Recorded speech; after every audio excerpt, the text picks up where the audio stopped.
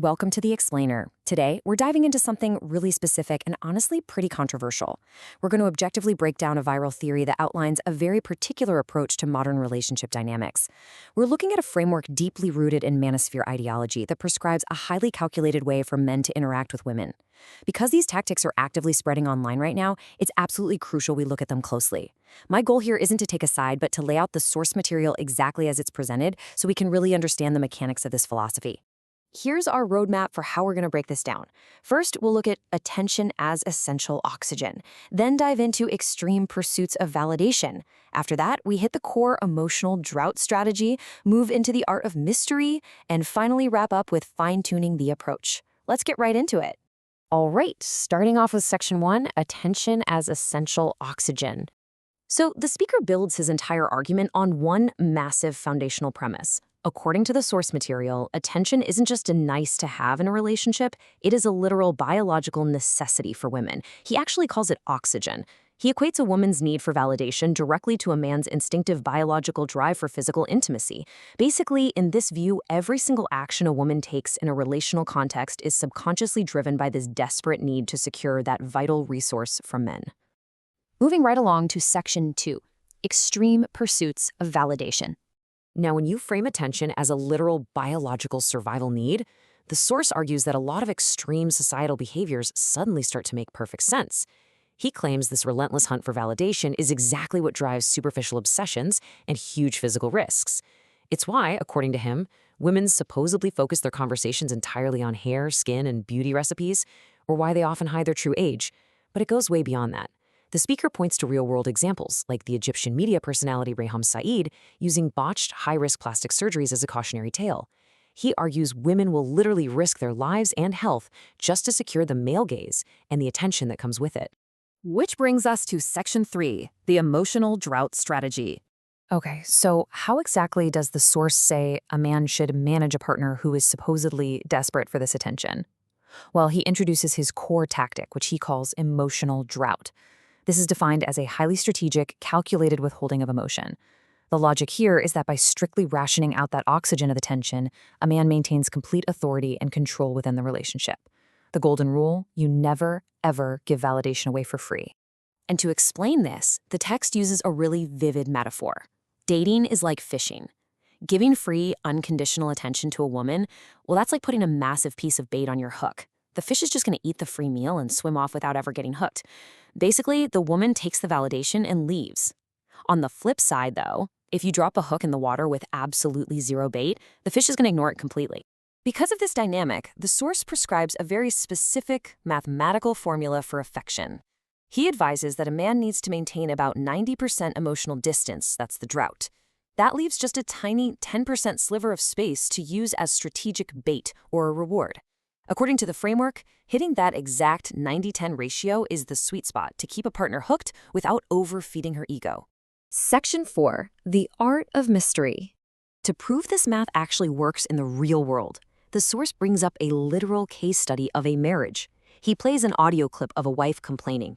She explains that before they got married, her husband was super loving and attentive, but now he just ignores her, stays out late at cafes with friends, and constantly brushes her off with the phrase, "I'll finish and come." She talks about feeling deeply insecure, feeling like she's failing as a wife, and living in constant fear that he might divorce her, even though she is trying her hardest to be the perfect traditional homemaker. Now, a lot of people might listen to that and hear a failing, unhappy marriage. But the speaker, he views this as a massive success. He claims this husband is masterfully applying what he calls the art of mystery.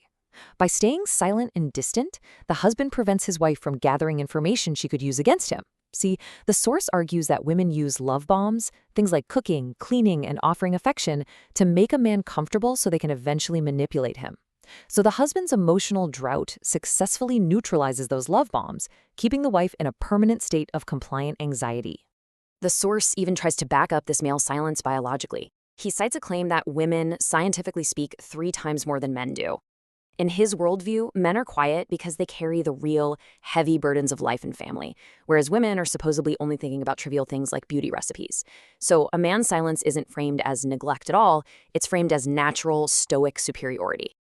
And finally, Section 5, fine-tuning the approach. So, to actually put this grand theory into practice, the speaker lays out some absolute rules for everyday behavior. Rule number 1, never make her the center of your universe. Rule number 2, never, under any circumstances, share workplace or financial problems with her. And rule 3, if you need to complain, keep it strictly to your male friends. Why? Because the speaker warns that sharing vulnerabilities instantly destroys a woman's sense of security.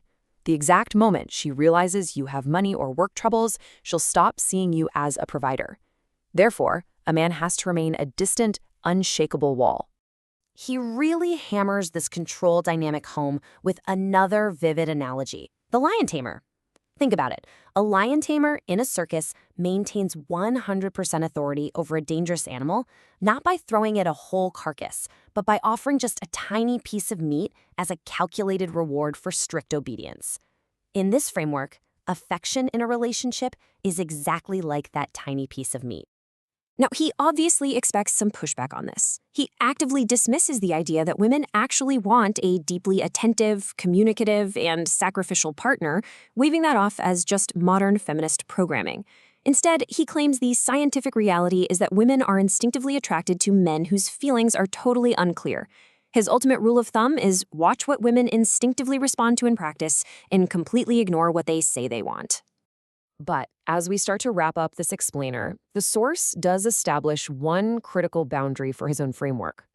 He poses the question, is it possible to use 100% emotional drought? Like, can you just drop a bare hook in the water with zero bait? His answer is a definitive no. He explicitly warns that total emotional starvation will ruin the dynamic.